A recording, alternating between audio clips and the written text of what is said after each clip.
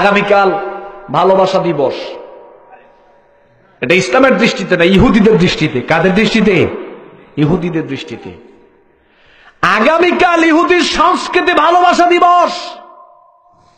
এই বাংলাদেশে 90% মুসলিম অবস্থান করে, বাংলাদেশে ইহুদি খুব কম, কিন্তু ইহুদি সংস্কৃতি আগামীকাল বাংলাদেশে সবচাইতে বেশি পালন করবে যারা মুসলমান, তারা করবে।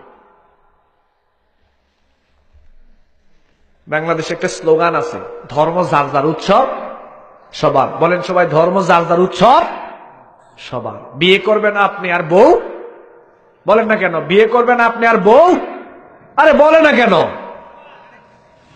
ধর্ম যার যার উৎসব সবার। বিয়ে আপনি করবেন আর বউ নিবে সবাই। এই সমস্ত কথা শুনলে শয়তানও হাসে। শয়তানও মনে করে দেখে আমার সাথে বড় শয়তান, আমিও তো কথা বলতে পারি না, তুই বলস কি করে? কথা ঠিক কিনা? ধর্ম যার যার উৎসব সবার। এই স্লোগানটা বাংলাদেশে বেশি হয় যখন হিন্দুদের পূজা আসে তখন। এখন বলতে পারেন না? এখন মিডিয়া ব্যক্তিত্বরা কোথায়? রাষ্ট্রের গুরুত্বপূর্ণ লোকগুলো কোথায়? এখন মিডিয়াতে বলেন ধর্ম যার যার উৎসব সবার। মুসলিমদের এখন উৎসব চলছে, ওয়াজ মাহফিলের সময় চলছে। এখন হিন্দু ধর্মের যারা আছো ওয়াজ মাহফিলে যাও, না বাইরে সোজা করে এলাম, এটা বলতে পারেন না?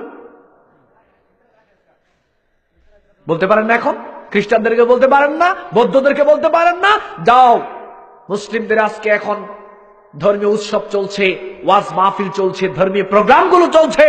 তোমরা অন্য ধর্মের যারা আছো ওইখানে গিয়ে প্রোগ্রাম করো, যেহেতু ধর্ম যার যার উৎসব সবার। এ কথা বলেছি কখনো কেউ? কয়জন লোক বলেছে?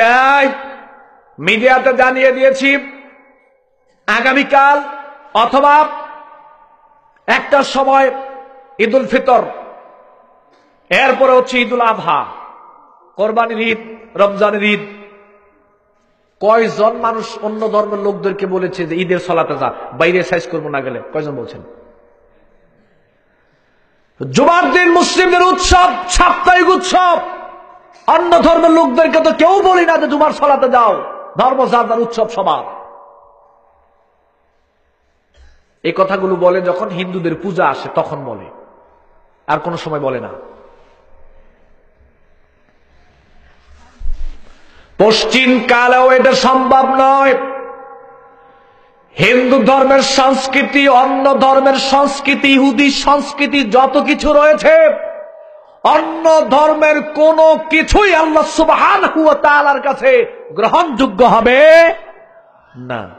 কেউ যদি মনে করে ইহুদি ধর্ম, খ্রিস্টান ধর্ম, নাসারা, বৌদ্ধ, হিন্দু, যত ধর্ম রয়েছে ওই সমস্ত ধর্মের সাথে ইসলাম ধর্মকে তাল মিলিয়ে তারপরে আমরা চলতে চেষ্টা করব, এরকম চিন্তা ভাবনা যদি কারো মনে থাকে, আল্লাহর কসম সে ঈমানদার হতে পারবে, মুসলিম হতে পারবে না, হতে পারবে না।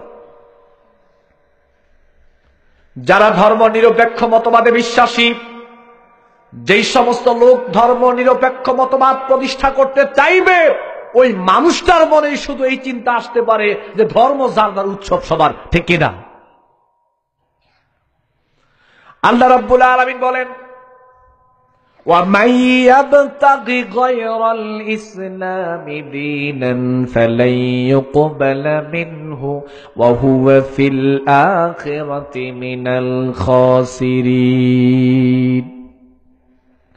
আল্লাহ রাব্বুল আলামিন জানিয়ে দিলেন, তোমরা আল্লাহর নিয়ম নীতি বাদ দিয়ে, ইসলামী সংস্কৃতি বাদ দিয়ে, ইসলামী অর্থনীতি বাদ দিয়ে, ইসলামী সমাজনীতি বাদ দিয়ে, ইসলামী শিক্ষানীতি বাদ দিয়ে, ইসলামিক নিয়ম নীতি, ইবাদতের পদ্ধতি বাদ দিয়ে যদি তোমরা অন্য কোন ধর্ম থেকে, এটা হিন্দু ধর্ম হোক, এটা বৌদ্ধ ধর্ম, খ্রিস্টান ধর্ম, ধর্ম নিরপেক্ষ মতবাদ হোক, সমাজতন্ত্রবাদ হোক, পৃথিবীর যে কোনো তন্ত্র, যে কোনো মন্ত্র, মানব রচিত যত বিধান হোক না কেন, আল্লাহ রাব্বুল আলামিন বলেন, আমি আল্লাহটা বাদ দিয়ে যদি তোমরা অন্যটাকে গ্রহণ করো, কোনো দিন সেটা তোমার কাছ থেকে গ্রহণ করা হবে না।